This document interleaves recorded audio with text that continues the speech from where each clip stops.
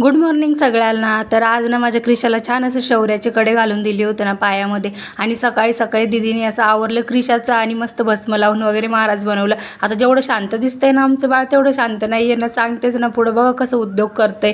मस्त जेवण वगैरे केलं आणि पोरी शाळेत गेलेल्या होत्या ना, मग आता दुपारची तिची झोप झाली, एनर्जी तर फुल होती ना, मग मस्त असं दळण करायला घेतलं. तर असं सगळ्या घरात गहू पांगून दिले ना अगोदर. बरं गहू पांगवले तर पांगवले, खायलाही लागली होती ना. आता ओरडती मम्मी तर एखाद्या लेकराने घाबरावं ना, तर आमचं लेकरू बघा कसं हसतंय. आता तिला माहिती आहे मम्मी काही मारणार नाही आहे ना, मग काय अशी मस्ती चाललेली होती ना. मग दीदीने थोडा वेळ घेतला, असं थोडा वेळ खेळवलं तिला. तिला अभ्यास करायचा होता. आता अभ्यास करायला लागली ती बिझी होती, मी बिझी होते कामात. तर असं उद्योग चालला होता ना. आता देवाऱ्याकडे जाऊन सगळं सामान काढायचं होतं ना आम्हाला. असो आता लेकरांचं काय चालूच असतं ना. मग संध्याकाळचं चहा वगैरे घेतला छान, लगेच आपल्या स्वयंपाकाला लागावं ना म्हटलं. तर तिथंही आम्ही एवढा त्रास दिला ना की विचारायलाच नको ना.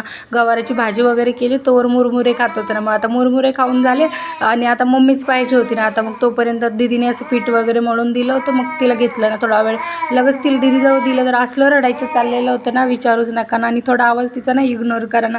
तर हे बघा असं काही रडत होतो ना आम्ही, आज मम्मीच पाहिजे होती. आता असं कधी कधी असं आमचा वेगळाच हट्ट असतो ना. तर चला बाय बाय.